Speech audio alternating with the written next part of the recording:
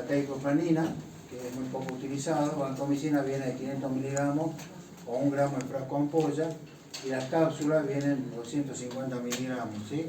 Son menos utilizadas las cápsulas, pero se utilizan mucho las ampollas. Mecanismo de acción, también tiene un mecanismo de acción triple, como los aminoglucósidos que hemos visto. Inhibe la formación de la pared celular por un lado, altera la permeabilidad de la membrana plasmática e inhibe la síntesis de ARN, ¿no? Por lo tanto, tiene un triple mecanismo de acción, son de espectro reducido, y un modo de acción es bactericida, ¿sí? No se absorbe por vía oral, o se absorbe casi muy poco, por eso el tema de los comprimidos, ¿sí? Por lo que su administración es por vía parenteral, pero últimamente salieron los comprimidos, ¿sí? Se está utilizando en algunos hospitales. Se administra lentamente por vía endovenosa, difunde bien al líquido pleural, pericárdico y sinovial, ¿sí? No penetra en el líquido cefalorraquídeo, salvo que esté la meninge inflamada. En ese caso, sí atraviesan dicha membrana y actúan en el sistema nervioso central, pero la administración es intratecal. Hasta un 80% se elimina el cimetabulsar por vía renal, y la vancomicina tiene una vida de eliminación de 3 a 9 horas, ¿no es cierto?, con pacientes con función renal. No hablo de teicoplaninina porque no la utilizamos muchas veces. Indicación terapéutica en infecciones graves, producidas por bacterias gram positivas, estafilococo, estreptococo, enterococo. ¿Sí? Bueno, profesor. Buenas noches. Compañeros. Sepsis, endocarditis heterocóxica, colitis pseudomembranosa, meningitis, neumonía, osteomelitis, absceso de tejido blanco. En este caso, lógicamente, antibiótico de segunda elección después de haber sido utilizado los beta-lactámicos. ¿Sí? Es ototóxica y nefrotóxica, igual que los aminoglucósidos. La neurotoxicidad en el nervio acústico en tratamientos largos con acúfeno y pérdida de la audición. No siempre es reversible, o sea que el tratamiento prolongado, que rara vez puede ocurrir, pero ocurre, puede haber una pérdida de audición, pero esa pérdida de audición siempre es reversible. Suspendemos el tratamiento y se vuelve a la normalidad. También puede producir escalofrío, fiebre, hipotensión, erupciones cutáneas generalizadas, ¿sí? Y siempre que se pueda evitar, ¿sí? Son los comprimidos orales. ¿Por qué? Porque produce el desarrollo de resistencia. Por lo tanto, siempre es conveniente utilizar las ampollas. Tromboflebitis, dolor en sitio de inyección, y ya produce el síndrome del cuello rojo, o sea, una erupción maculopapular eritematosa pruriginosa en la parte superior del cuerpo, o sea, en el cuello. Entonces, para evitar esto, se debe administrar el fármaco diluido en infusión en forma lenta, generalmente en 1 hora. ¿Qué pasa ya, Pérez Carmen? ¿Qué estás haciendo? Como perosina, ácido fucídico, ese es común. Tático bactericida, generalmente se utiliza por vía tópica, es un antibiótico. Está indicado en el tratamiento linfético, foliculitis, forunculosis, úlceras cutáneas infectadas, quemaduras, ¿sí? Y siempre, lógicamente, prescrito por el dermatólogo o el infectólogo, precisamente, ¿sí? La reacción adversa, sensación de comezón cutánea, prurito, eritema, dermatitis de contacto. Y el otro que es más conocido, el ácido fucídico, que inclusive lo manda por el programa Remediar, también inhibe la síntesis de proteína, se elimina fundamental por vía biliar, o sea, por materia fecal. La biodisponibilidad es buena, tiene una amplia distribución, incluye la barrera placentaria y hematoencefálica. Esto que está acá, ¿sí? Como acá no hay, digamos, formulaciones de vía oral, únicamente la tópica. La tópica, conocen ustedes, que a pesar de ser tópica, algo se absorbe al sistema circulatorio, ¿sí? Este es el caso de la vía oral, ¿sí? Se lo utiliza lo mismo que la mupirocina, ¿sí? Absceso por estafilococo, infecciones cutáneas, nasales, otitis externa, ¿sí? Inclusive viene el caso de otitis, por ejemplo, viene asociado con un corticoide muchas veces, ¿sí? Con un aplicador especial para colocarse en el oído, ¿sí? Reacción adversa de ambos sería intolerancia gástrica o diarrea, ocasionalmente erupción térmica, supresión de la médula ósea, hepatotoxicidad. Esta si bien es cierto está en la bibliografía, pero tiene un poco de desarrollo porque la aplicación es tópica únicamente, ¿no? Y presenta un rápido desarrollo de resistencia, lo cual limita la utilidad tanto del ácido fucídico como de la mupirocina, ¿sí? Pero de todas maneras el ácido fucídico lo manda el programa Remediar y es muy utilizado sobre todo en la úlcera varicosa. Después está la tetraciclina, acá tenemos la tetraciclina que viene en comprimido de 250 miligramos, la oxitetraciclina que viene asociada a la hidrocortisona en un spray por 100 mililitros, está la doxiciclina que viene de 100 miligramos en comprimido, 500 miligramos en cápsula, la minoxiclina 100 miligramos en cápsula y la tigecyclina 50 miligramos en frasco ampolla, ¿sí? Acá la más común que ustedes tienen, que seguramente han visto, es la doxiciclina, que seguramente en todos los hospitales, la minoxiclina, que se utiliza mucho sobre todo en el acné, ¿sí? Y son más comunes, digamos, del grupo, aparte de la tetra, que casi ya no se utiliza la tetraciclina. Mecanismo de acción: inhibe irreversiblemente la síntesis de las proteínas bacterianas, se fija la omega 30S de los ribosomas bacterianos, es bacteriotáctico y de amplio espectro. La minoxiclina y la dosis tiene un espectro un poco más amplio, que incluye gran negativo y gran positivo, y algunos aerobios, ¿sí? Se administra por vía oral, aunque su absorción intestinal es irregular e incompleta. La biodisponibilidad mejora cuando se administra en ayunas, comprimido, ¿sí? Y lo que tiene malo la tetraciclina es que forman complejos insolubles con iones metálicos, como el calcio, el magnesio, el hierro y el aluminio, por lo cual la absorción se ve disminuida si se administran con alimentos que contengan estos componentes o medicamentos que contengan estos elementos. Por ejemplo, acá el magnesio sería con antiácido. El antiácido tiene hidróxido de magnesio y hidróxido de aluminio. El calcio está en la formulación de la leche. El hierro, ¿qué alimento contiene el hierro? El hígado.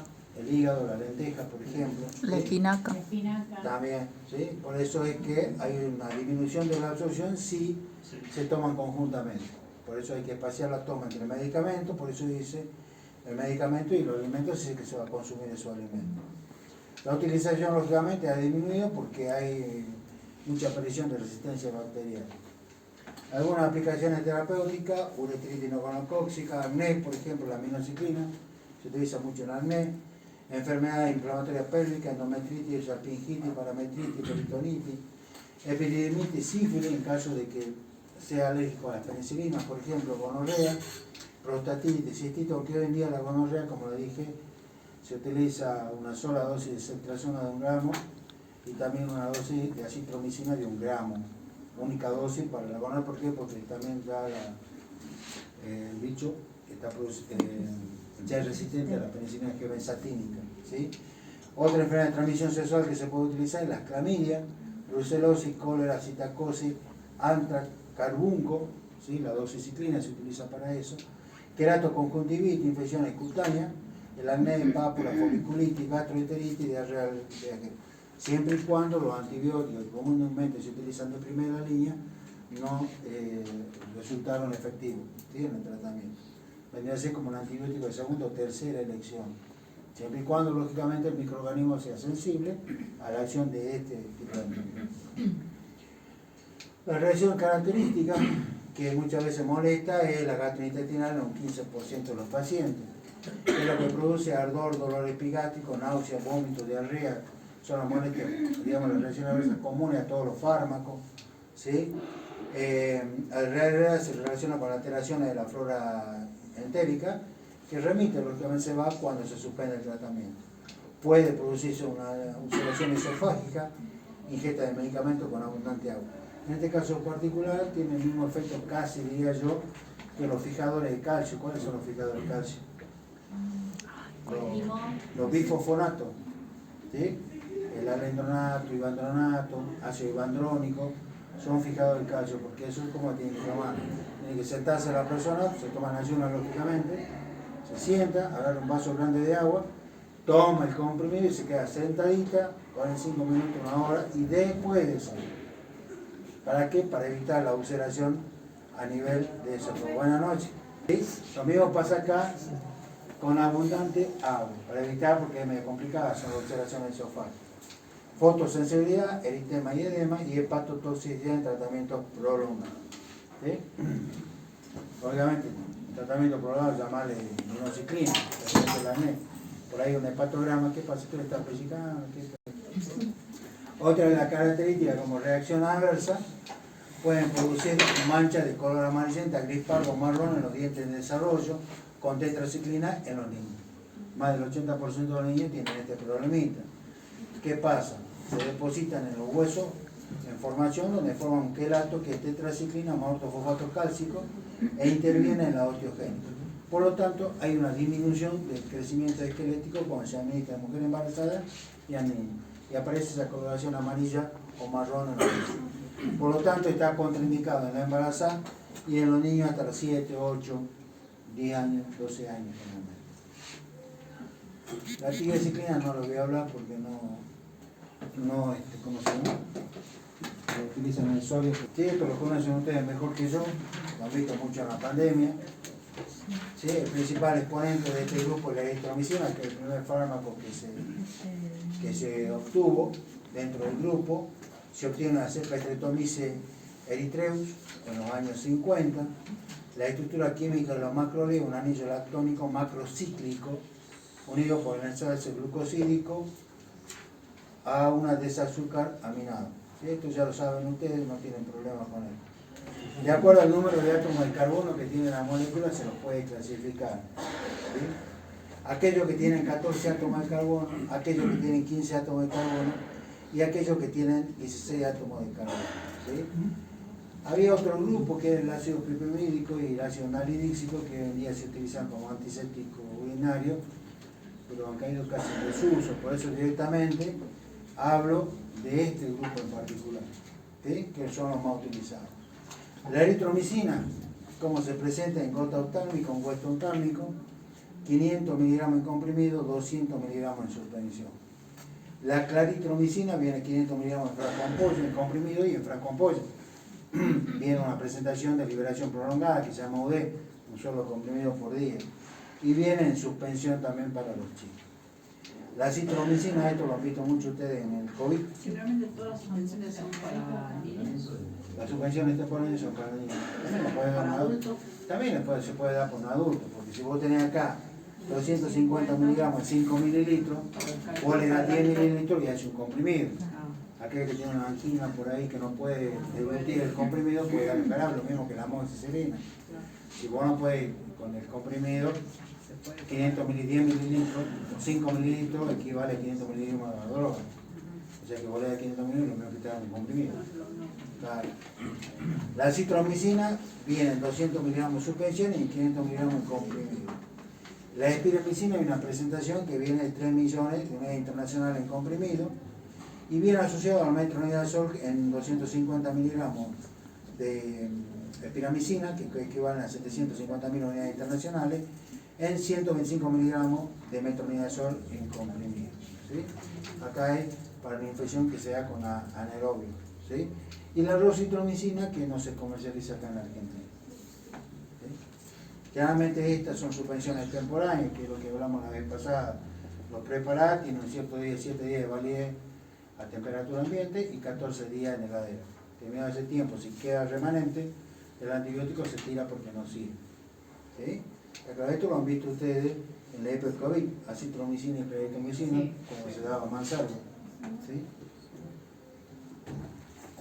Mecanismo de acción: inhibe la síntesis de proteína, pero en este caso si una de las unidades 50 es el ribosoma. Puede ser bacteriostático o puede ser bactericida. ¿De qué va? Depende de la especie bacteriana sobre la que actúa, el tamaño de la infección, o sea, del inóculo, cuando se quiere administrar, si está o no en la fase de crecimiento. El microorganismo, lógicamente, si está en la fase de crecimiento, va a ser bactericida, ¿sí? Y de la concentración del antibiótico en el lugar de la infección, o sea, la concentración que llegue el antibiótico a ese lugar donde está la infección. Lógicamente, si es una infección purulenta, lo que conviene es drenarla, ¿no es cierto?, y después administrar antibiótico, porque muchas veces esa pus no deja penetrar el antibiótico a la zona donde está producida la infección. ¿Sí? Actúa como una barrera. Por ahí en un forúnculo, por ejemplo, drena y administra el antibiótico, por ejemplo. Presenta una buena disponibilidad por vía oral, si se administra con alimentos, la absorción disminuye en forma notable, por lo que se debe separar de la administración de lo mismo. Acá es medio complicado porque son medicamentos que producen mucha intolerancia gástrica, muchas características y puede llegar a producir diarrea, sobre todo en los chicos. Muchas veces esa reacción adversa lleva a cambiar la droga, llega a cambiar el antibiótico por otro, de otro grupo. Atraviesa mal la barrera hematoencefálica, se metaboliza en el hígado, se excreta vía biliar, por lo tanto materia fecal y por orina. ¿Sí? El espectro de actividad es muy parecido a la penicilina, de tal manera que si un paciente es alérgico a la penicilina puede administrarle un macrólido como antibiótico alternativo. ¿Sí? Incluye neumococo, micobacteria, micoplasma y clamidia también. Son efectivos en este tipo de microorganismos. Se los considera de amplio espectro, ¿sí?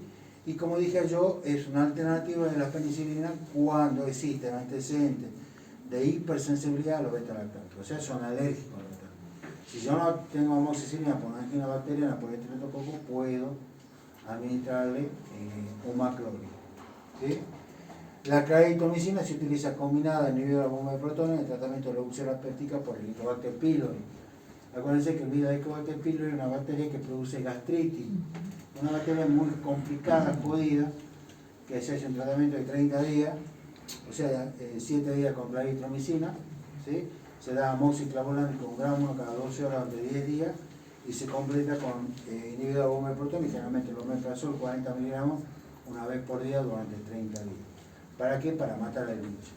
¿Sí? Pero ese bichito puede volver a resurgir después de un año, después de 6 meses, 7 meses. Entonces siempre se puede hacer un análisis de sangre para ver si cuando tiene problemas de gastritis está presente el Helicobacter pylori. ¿Sí? Es complicado. Si no se llega a detectar y no se cura eso, puede llegar a un cáncer de estómago. ¿Sí? Es complicado el bicho eso. Aplicaciones terapéuticas, bueno, como son similares a las de los beta-lactámicos. Neumonía, faringoamidalitis, sinusitis, meningitis, otitis media, gonorrea. Acuérdense que dije yo la citromicina 1 gramo. ¿Sí? Infecciones intestinales, infecciones gástricas por Helicobacter pylori, oculares, odontológicas o de intestino gonocóxica. El odontólogo muchas veces le dan amoxiclavulánico 1 gramo, le dan claritromicina. Prostatitis, estomatitis, infecciones de piel y parte blanda también, difteria, toferina y toxoplasmosis. ¿Sí? Algunas de las indicaciones que tienen los macrólidos, que son los utilizados. Reacción adversa, ¿sí? Esto, aparato digestivo y su intensidad es dependiente de la dosis. ¿Sí?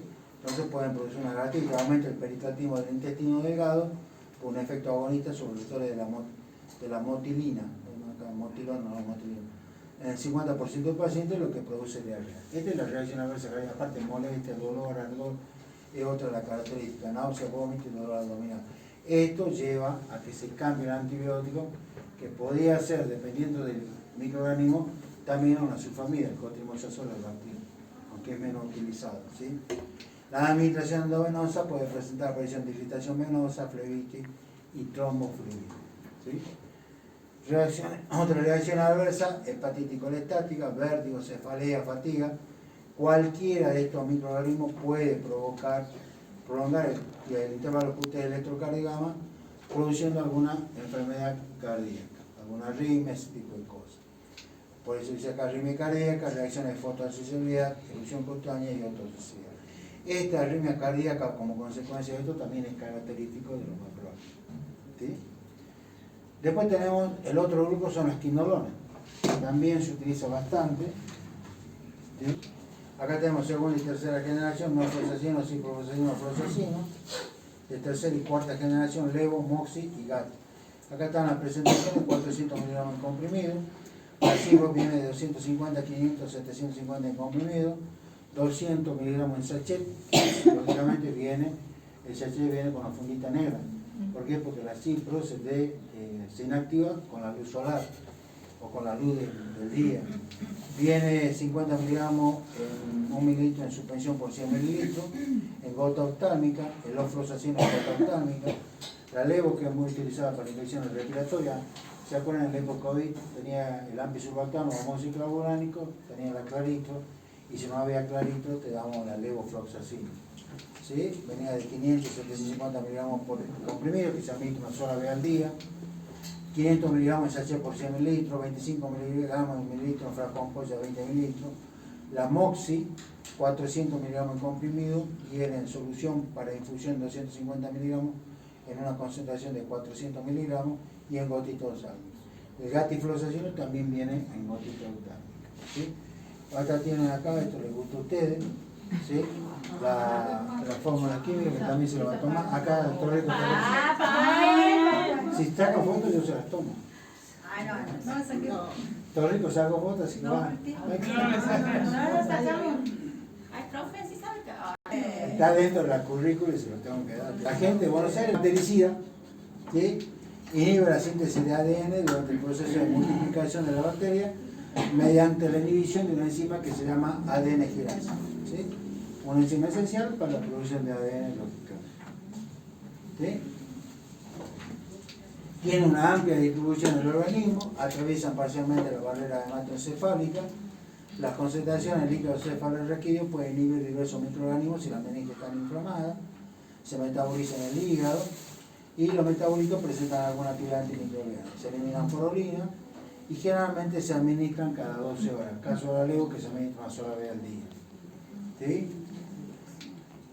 Ciprofloxacina, ¿para qué se utiliza? Para el tratamiento de infecciones respiratorias, neumonía, infecciones óseas, urinarias, cutáneas, gastrointestinales, que estaban usando muchas veces la cipro para infecciones gastrointestinales, y articulares. Sobre todo acá, las urinarias características, por eso, pero muchas veces la Escherichia ya está siendo resistente a la cipro. Estamos utilizando nitrofurantoína, que es más caro que la cipro. La levo, para infecciones respiratorias de la vía alta, y también, en segundo lugar, para infecciones urinarias, pero principalmente infecciones de la vía respiratoria. Ofloxacina en el tratamiento de alguna infección de transmisión sexual y en la prostatitis. Y en general podemos decir que actúan en infecciones virales, urinarias, gastrointestinales, respiratorias, osteoarticulares, ginecológicas, de piel y tejido blando y otorrinolaringológicas. Algunas reacciones adversas, esta y la característica, alteraciones tendinosas, incluso roturas tendinosas, sobre todo en niños. Por eso están contraindicadas en mujeres embarazadas y en los chiquitos, ¿sí? Mientras esté en formación en hueso. ¿Por qué? Porque se acumula ahí en el tejido tendinoso y puede producir alguna artropatía a ese nivel, ¿sí? Después las comunes, náuseas, vómitos, diarrea, dispepsia, dolor abdominal, que son la gastroenteritis de todos los medicamentos. Cefalea, convulsiones, mareo, insomnio puede producir. Ansiedad, prurito, urticaria, fotosensibilidad, pisón borrosa muchas veces, fotofobia. Pero esta es la característica de este grupo, ¿sí? Debe evitarse su uso en lactantes, niños, adolescentes, por encontrarse en periodo de crecimiento y en la embarazada. ¿Por qué? Porque se acumula en el tejido articular y produce artropatía en sujetos en desarrollo, en los chiquitos que están creciendo. ¿Sí?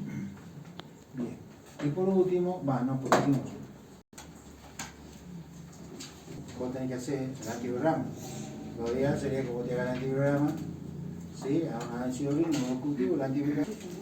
Y después está la sulfamida, ¿sí? La sulfamida que son, se puede hacer una clasificación de acuerdo a la vida media de eliminación. De eliminación media, que tiene una semivida de 11 a 24 horas, tenemos la sulfadiazina, que viene comprimido en 500 miligramos. De acción intestinal son poco absorbibles, casi no se absorben.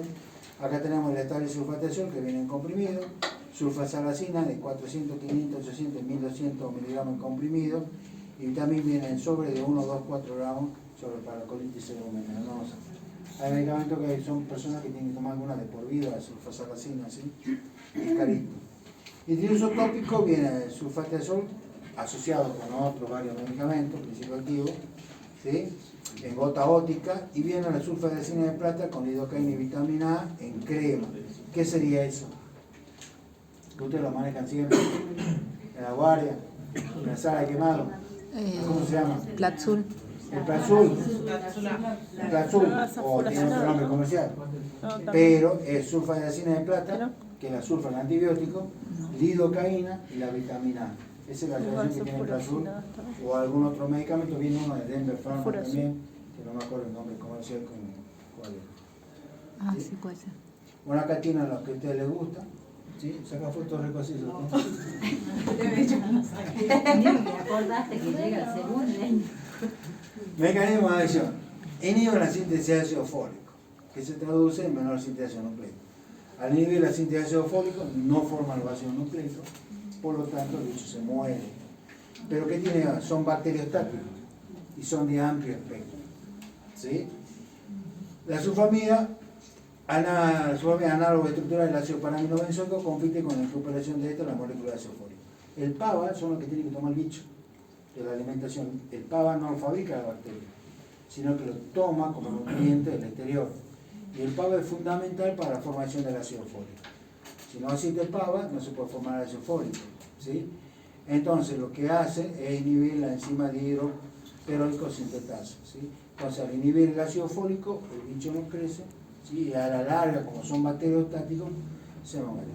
Entonces, ¿qué dice? El ácido fólico interviene en la síntesis de timidina, purina y metionina, necesaria para la síntesis de ADN y ARN, y la proteína necesaria para el crecimiento bacteriano. ¿Sí? Entonces, el ácido nucleico inhibe la síntesis de proteínas como conocemos. ¿Sí? Acá está, ¿no es cierto?, el PABA, acá actúa la sulfamida, y acá a este nivel actúa la trimetoprimida. Por eso que al comercio viene asociado lo que sería el cotrimoxazol, el sulfametosazol y la trimetoprimida, que ahí sería un sinergismo de potenciación, donde la acción terapéutica es mucho mayor que si lo administramos por separado. Y no viene separado al comercio, viene esa asociación únicamente. ¿Sí? Por este motivo, porque actúan a dos niveles diferentes. ¿Sí? Entonces, al inhibir el ácido fólico, ¿qué estamos inhibiendo? El ADN, el ARN y la síntesis de proteínas. ¿Sí? Entonces, ese es el mecanismo de acción. Se absorbe bien en el aparato gastrointestinal, tiene una buena disponibilidad, alcanza líquido orgánico con mucha facilidad, la pleura, líquido sinovial, peritoneal, prostático, humor acuoso, líquido cefalorraquídeo, atraviesa la placenta, son eliminados por la leche materna, por lo tanto no debe administrarse durante la lactancia ni en la mujer embarazada. Se metabolizan en el hígado y se eliminan por vía renal. ¿Sí? Aplicaciones terapéuticas. ¿Sí? También son antibióticos de segunda elección y son ahí con la penicilina. Fíjense, infección urinaria, cistitis y prostatitis, infecciones respiratorias, neumonía, sinusitis, otitis, siempre y cuando sean bacterianas, sinusitis y otitis.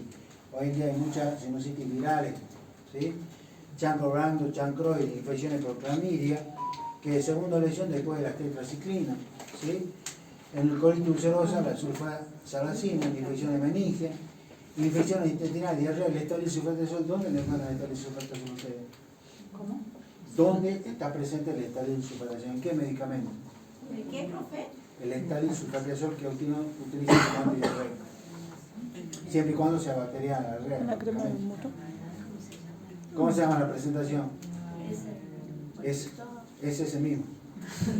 El estreptocarbocardiazol del laboratorio. Ah, la pastilla. Ahí viene el estalil-sulfatazol, viene con la pectina y el carbono activado en la asociación. Pero ¿qué pasa? La diarrea autolimitada, generalmente es viral, no hace falta tomar antibióticos, y salvo que se compruebe que sea bacteriana. ¿Sí? Bueno, en quemadura y infección de piel, sulfadacina en plata. Por ahí cuando hay diarrea, que le meten la loperamida. Y la loperamida es un derivado opiáceo también. Hay que tener cuidado. ¿Sí? Entonces, profe, ¿cuándo sería necesario tomarla sí o sí? Si la diarrea se resuelve solo, ¿sí? 2 días, 3 días, ponerle. Si ya pasa, ya tenés que ir al médico a que te hagan diagnóstico diferencial. Por ahí, ¿sí? Lo que sí tenés que hidratarte mucho, porque hay mucha deshidratación. ¿Sí? La sal de hidratación oral, ¿qué pasa? Ahora vienen saborizadas, no vienen sabor a Fernet, sabor a gusto, sabor te gusta, pero vienen saborizadas, ¿sí? Frutilla, porque era horrible.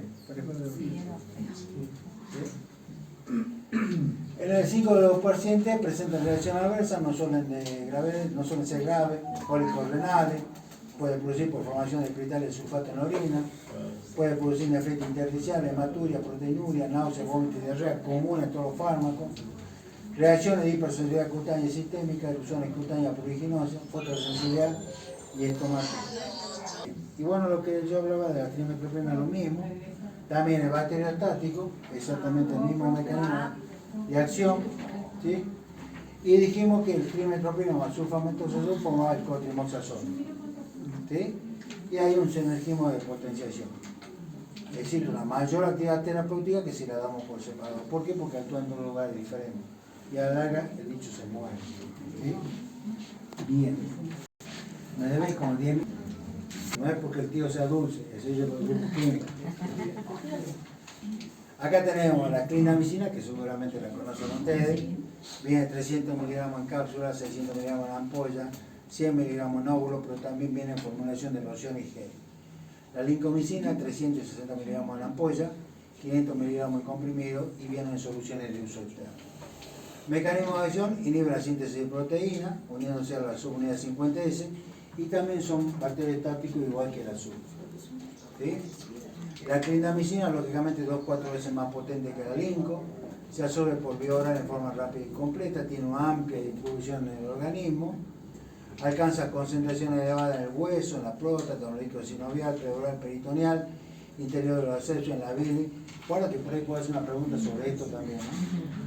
Atraviesa con facilidad la barrera placentaria y pero no la hematoencefálica, salvo que esté inflamada, ¿sí?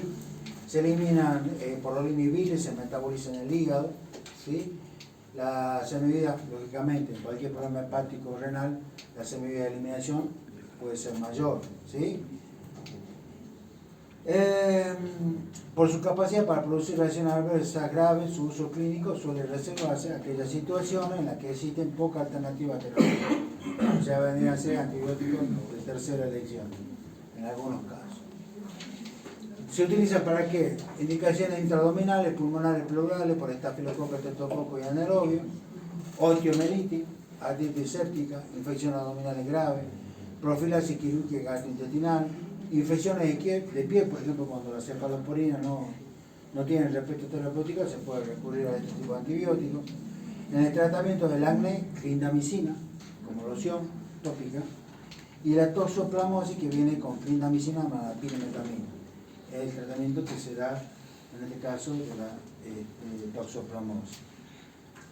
La reacción adversa se ha relacionado mucho la reacción de la clinda con la colitis pseudomembranosa, que se caracteriza por diarrea grave, con emisión de sangre y moco, intenso dolor abdominal y fiebre. ¿No es cierto?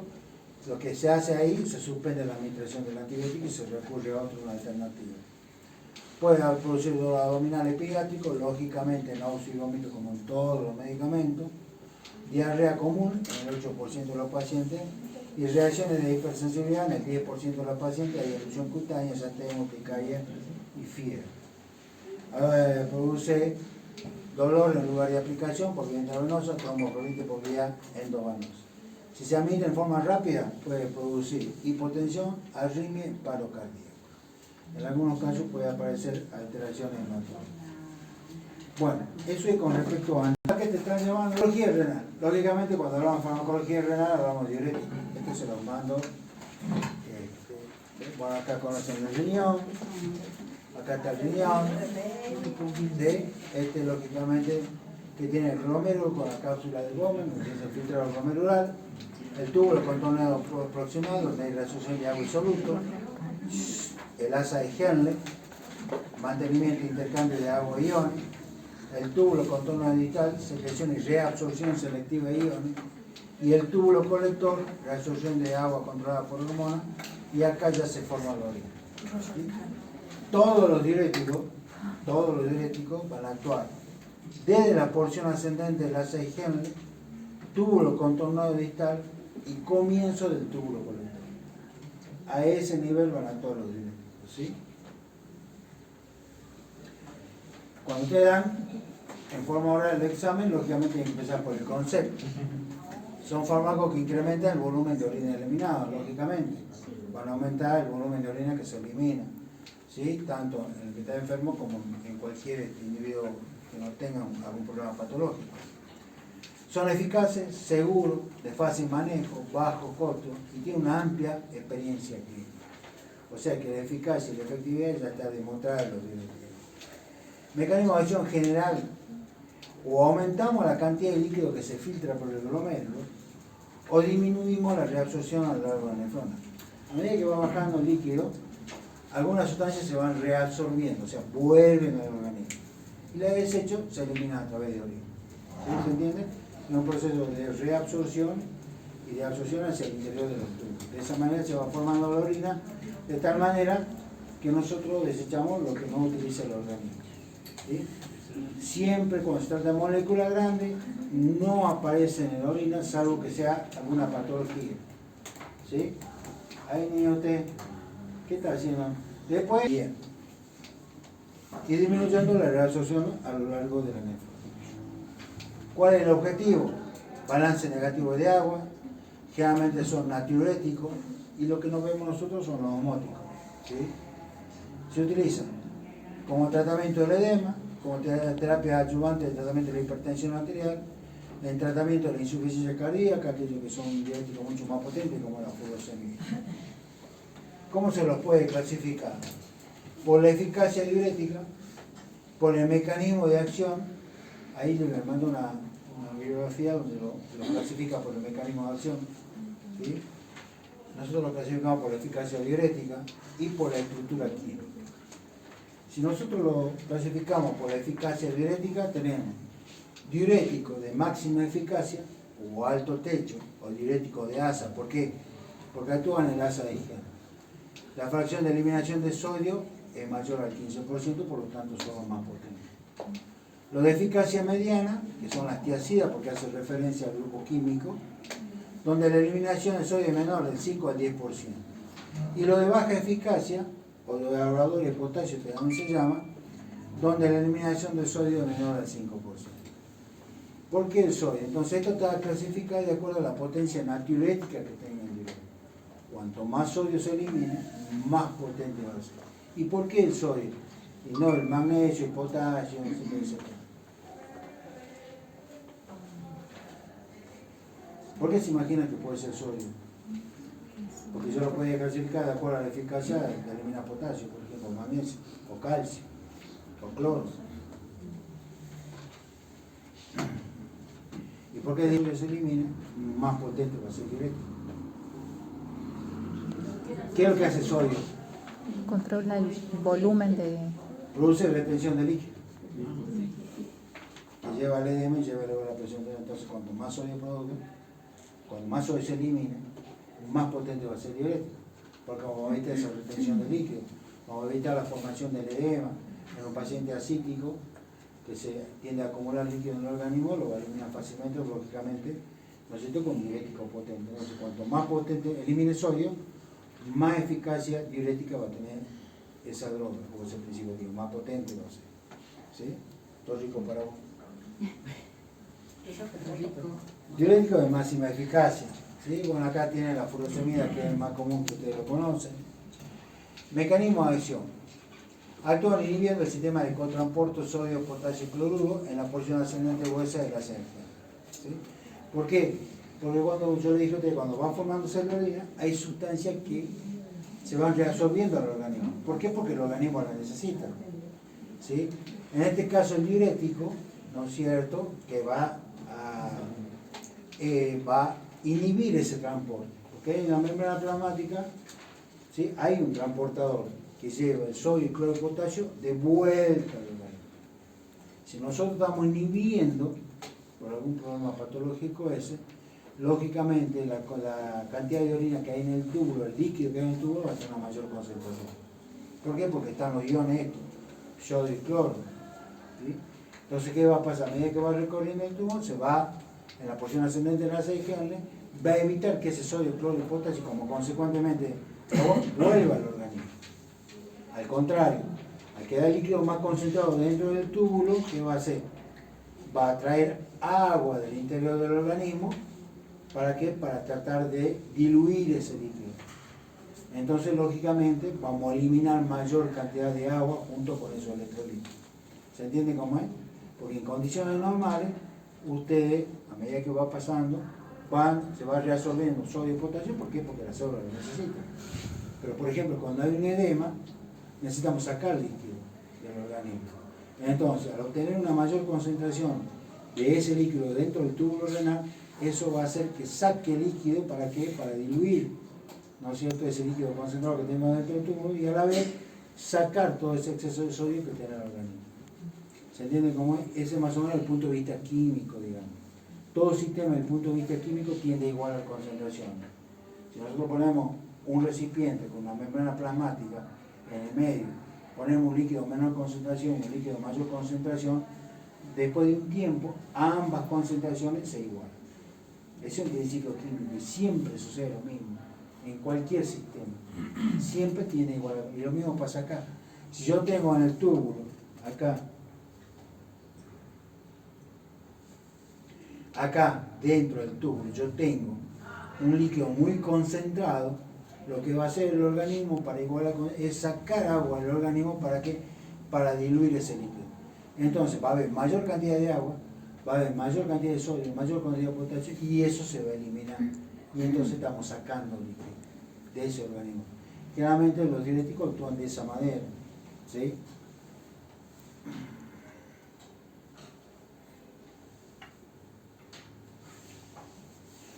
Y como elimina mucho sodio, produce una diuresis copiosa, pero de corta duración. ¿Qué? Dice que baja el nivel con mucho sodio, puede bajar el nivel. ¿Cómo sabe? ¿Cómo sabe? No, ni Bueno, bloquea la función del cotransportador, ¿sí? Causan un aumento notable de la excreción de sodio, mayor al 15%. También aumenta la excreción de potasio, calcio y magnesio. Bloquean la capacidad del riñón de concentrar orina durante la hidropenia.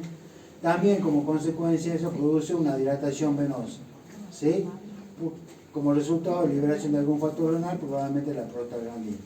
Esta acción aparece antes de la acción diurética, por eso que se lo utiliza en el edema agudo del pulmón. O sea, primero aparece la vasodilatación como consecuencia de la formación de la prostaglandina, que es una sustancia que interviene en el organismo en muchas funciones, ¿no es cierto? Y después aparece la acción diurética. Por eso se trata preferentemente del edema agudo del pulmón, en la insuficiencia cardíaca también, ¿sí? En este tipo de cosas.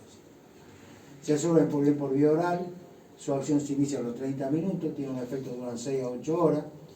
Todos los grupos todos los fármacos de este grupo son excretados por transporte activo en el túbulo proximal, o sea que se eliminan por riñón, ¿sí? Y lógicamente en la insuficiencia renal, la semivida plasmática de la furosemida se prolonga. Pero como yo digo, si hay un trastorno hepático renal, siempre la dosis se disminuye y eso está tabulado en libro, ¿sí? Está tabulado en libro.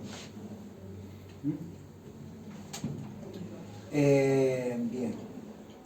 Indicaciones terapéuticas: edema asociado a enfermedades cardíacas, hepáticas y renales, disbalance hidrosalino, edema agudo del pulmón, insuficiencia cardíaca, síndrome nefrótico, insuficiencia renal crónica, en la oliguria por insuficiencia renal, hipertensión esencial leve o moderada, como coadyuvante del tratamiento de la hipertensión arterial severa, en la hipertensión arterial como enfermedad renal crónica asociada, urgencia hipertensiva, en caso de hipercalcemia, hipernatremia, hiperpotasemia, ¿sí?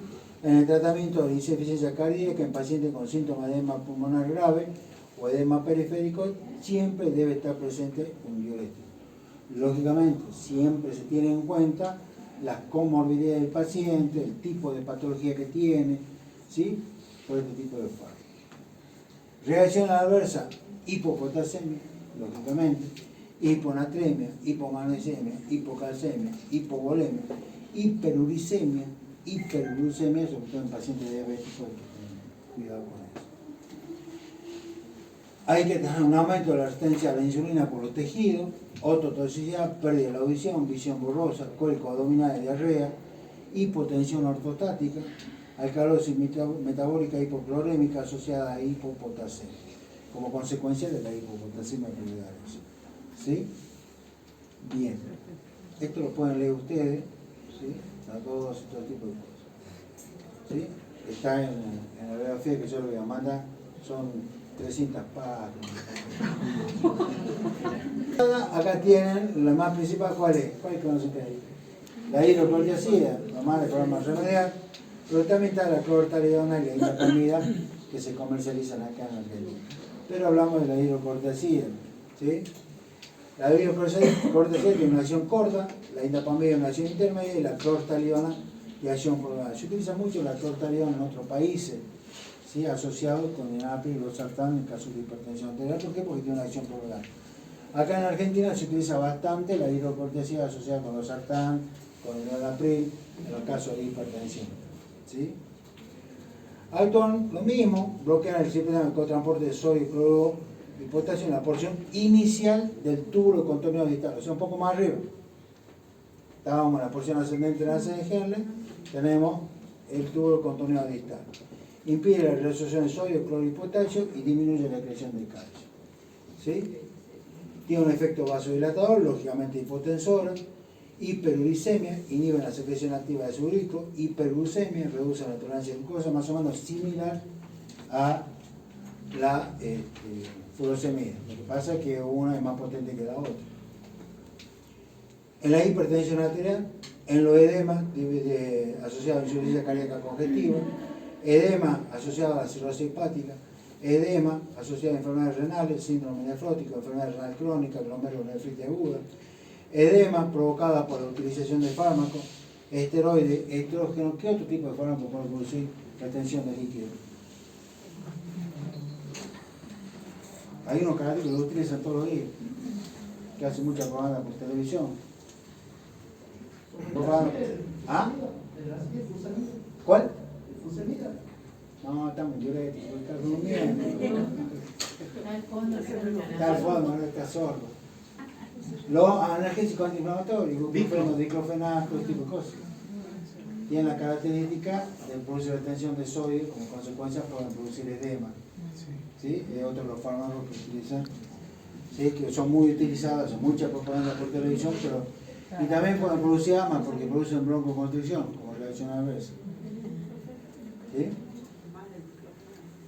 Reacción adversa que es similar, hiponatremia, hipocloremia, potasemia.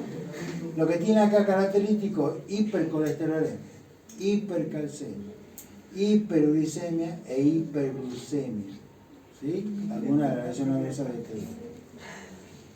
Bueno, anorexia, náusea y vómito, normal, fotosensibilidad del sistema cutáneo, y acá disfunción cerebral, problema en la erección. Los muchachos que están tomando diuréticos, bajen la dosis.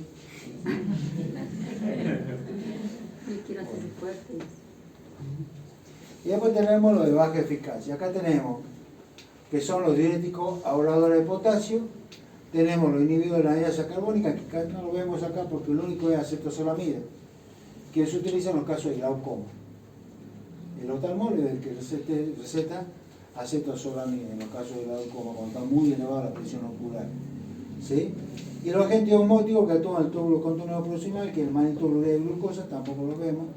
Lo que sí vemos nosotros son los bloqueantes de los canales de sodio en la membrana epitelial, acá tenemos la amilorida, y los antagonistas, los vectores de la aldosterona, que es la espironolactona. Estos van a actuar ¿dónde? Al final del túbulo contorno distal y comienzo del colector, ya al final. ¿Sí? Entonces, la espironolactona es un antagonista de la aldosterona, inhibe en forma competitiva a la aldosterona sobre los receptores que están ubicados al final del túbulo distal y comienzo del colector. ¿Sí?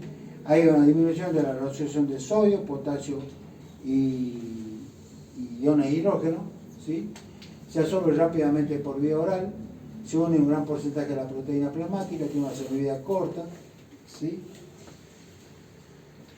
Y se utiliza también lo mismo, edema, hipertensión arterial, en adenoma suprarrenal, hiperplasia suprarrenal bilateral, insuficiencia cardíaca, cirrosis hepática, síndrome nefrótico, ascitis grave, aunque por ahí la ascitis también se utiliza mucho la furosemida más que el espironolactona. ¿Sí? Y la amiloride y triamtireno, acá lo que generalmente utilizamos, la amiloride, es mucho más potente que la espironolactona, actúa en el mismo lugar, túbulo contorno distal y comienzo del colector, pero lo que hace es bloquear los canales de sodio a esa altura, inhibiendo la reabsorción del sodio y la excreción de potasio. ¿Sí? Se absorbe en forma lenta e incompleta cuando se administra por vía oral. Un efecto máximo se consigue a las 2 o 4 horas de su administración oral.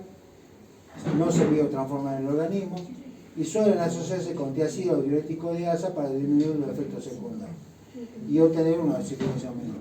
Siempre que se unen dos fármacos, por ejemplo, dos antiinflamatorios, que muchas veces ven como diclofenac y paracetamol, siempre la dosis es mucho más baja. Lo mismo pasa acá. En este caso, si se unen diuréticos, ¿sí? Amiloride, por ejemplo, cortalidona, hiperreacción adversa, hiperpotasemia, hipotencia ginecomatía en hombres, hematoía en mujeres y alteraciones menstruales, malestar abdominal, cefalea, acidosis metabólica. Y en la minoría, hiperpotasemia, molestias gastrointestinales, alteraciones neurológicas, mareo, cefalea, eso que pasa a ustedes cuando están por rendir fármacos, y alteraciones dermatológicas. En general, aplicaciones terapéuticas en general. Síndrome nefrótico, insuficiencia cardíaca, cirrosis, hipertensión, edema agudo de pulmón, hipercalcemia, hiperpotasemia, hipernatremia, intoxicación. ¿Sí? Y sus contraindicaciones: insuficiencia renal, paciente con gota de hiperuricemia, cardiopatía, edema cerebral, síndrome de sufrimiento respiratorio en adultos. ¿Por qué? Porque dijimos que puede producir broncoconstricción. ¿Sí? En el EPOC también está un poco contraindicado. Hipopotasemia. Ahora, eso de las reacciones adversas, eso de las reacciones adversas yo le dije a ustedes, está en la bibliografía, ¿sí? Pero que desencadene 1, 2, 3 va a depender de cada uno de cada organismo. No todos responden de la misma manera frente a la acción de un fármaco. Eso que quede claro. Ustedes van a ver en las 200 páginas de diurético que les va a mandar la reacción característica, intolerancia gástrica con diarrea. La tetraciclina, en los chicos que lo producen, los dientes de coloración marrón. ¿Por qué? Tal cosa. ¿Está claro eso? Sí. Bien. Bueno.